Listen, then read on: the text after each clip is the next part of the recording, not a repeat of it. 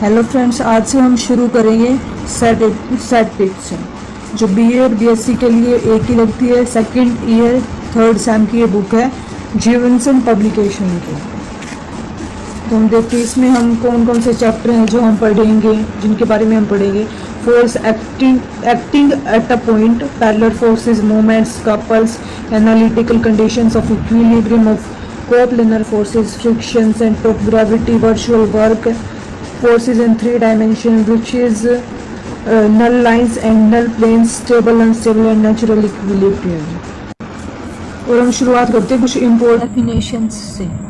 देखिए, मैकेनिक्स क्या होता है?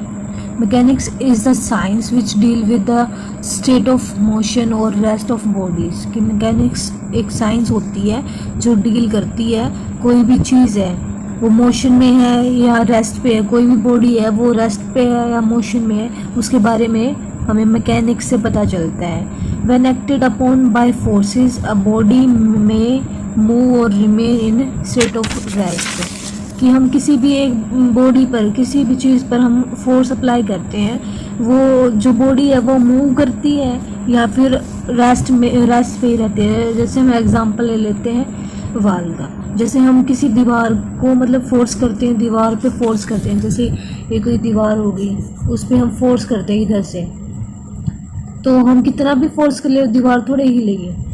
तो ये क्या है, मतलब वो रेस्ट पे ही रहेगी। तो इसे भी हम मैकेनिक्स बोल सकते हैं। This is the example of mechanics when the body is on rest. Mechanics is categorised in two branches, statics and dynamics. Statics के बारे में हम सेकेंड ईयर में पढ़ेंगे और डायनेमिक्स के बारे में हम फाइनल ईयर में पढ़ेंगे। Statics is that branch of mechanics which deal with the action of forces on solid bodies in equilibrium. Equilibrium क्या होता है दोस्तों?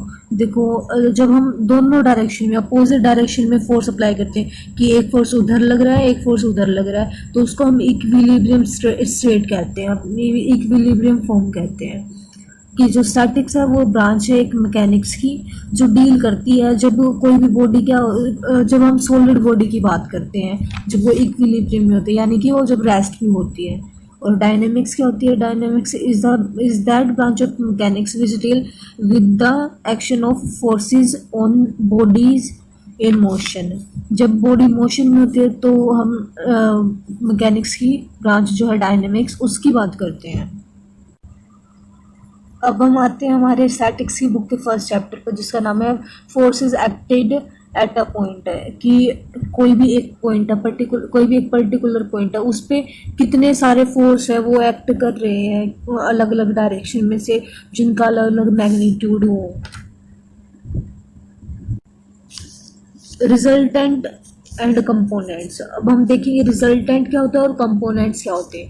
इफ टू और more forces act upon a rigid body यानी कि जो बॉडी रेस्ट पे है, मतलब सॉलिड बॉडी हम बोल सकते हैं रिजिड बॉडी को।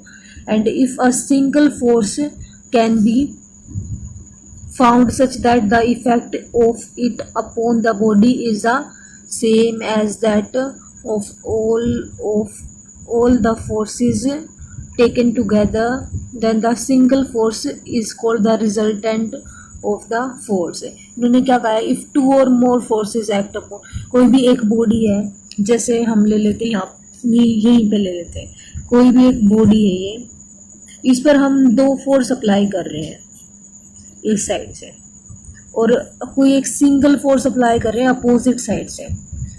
तो क्या है, अब हम सोचेंगे कि ये जो बॉडी है वो किस साइड मूव करेगी, इधर करेगी या इधर करेगी।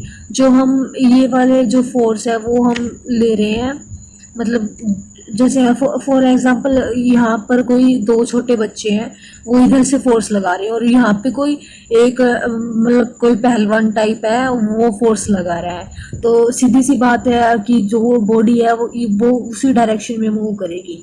तो वो क्या है, रिजल्टेंट फोर्स हो जाएगा, वो रिजल्टेंट कंपोनेंट हो जाएगा फोर्स का, जिस डायरेक्शन में मूव करेगी। तो इसका रिजल्टेंट क्या हो जाएगा? ये वाला हो जाएगा, इस डायरेक्शन में, इस मैग्नीट्यूड में। And the given forces themselves are called the components of that resultant forces. और बाकी जैसे ये जो था मैंने बताया था कि मतलब जो पावरफुल इंसान है एक, जो फोर्स लगा रहा है जिसकी डायरेक्शन में रिजल्टेंट फोर्स मूव कर रहा है, बॉडी मूव कर रही है, उससे अलग जो दो फोर्स लग रहे हैं उनको हम कंपोनेंट ऑफ द रिजल्टेंट बोलेंगे। और ये क्या है, रिजल्टेंट फोर्स है, ये हो गया रिजल्टेंट, और ये दो हो गए कंपोनेंट्स ऑफ रिजल्टेंट। फिर देखिए इन्होंने क्या कहा है, forces are said to be in equilibrium, कि जो फोर्सेस है वो इक्विलिब्रियम में होंगे if there is no resultant force है, अगर वहां पर कोई भी रिजल्टेंट फोर्स नहीं होगा, यानी कि रिजल्टेंट फोर्स है वो इक्वल टू जीरो होगा। सीधी सी बात है, अगर कोई रिजल्टेंट फोर्स है वो जीरो के इक्वल होगा, और तो क्या है, जो फोर्सेस है वो इक्विलिब्रियम में हो जाएंगे। जैसे फॉर एग्जांपल कोई भी एक गाड़ी है, यहाँ पे कोई भी एक गाड़ी है, उसको यहाँ पे दिख नहीं रहा है, जैसे कोई भी एक गाड़ी है उसको हम इधर से और इधर से दोनों तरफ से सेम फोर्स लगा रहे हैं कि भाई 50 kg का फोर्स इधर से लगेगा और 50 kg का फोर्स इधर से लगेगा। तो फिर क्या है, अगर दोनों साइड बराबर फोर्स लगेगा तो गाड़ी कहाँ पे मूव करेगी, वो तो वहीं पे रहेगी। तो इसे हम इक्विलिब्रियम स्टेट भी कहते हैं, जहाँ पे दोनों side equal and opposite force apply होते हैं। तो इसलिए जब रिजल्टेंट फोर्स है, resultant force is equals to zero होगा तो बॉडी इक्विलिब्रियम में होगी। Force is acting at a point, इसका मतलब देखो, when we say that forces are acting on a particle, जब हम कहते हैं कि जो फोर्सेस हैं वो एक पार्टिकल पर ही अप्लाई हो रहे हैं, एक पार्टिकल पर ही अप्लाई हो रहे हैं, तो it means that the forces are acting on a particle, कि एक कोई भी एक पॉइंट है उस पर अगर बहुत सारी फोर्सेस अप्लाई हो रहे हैं तो उसको हम यही बोलेंगे कि forces acted eight a point.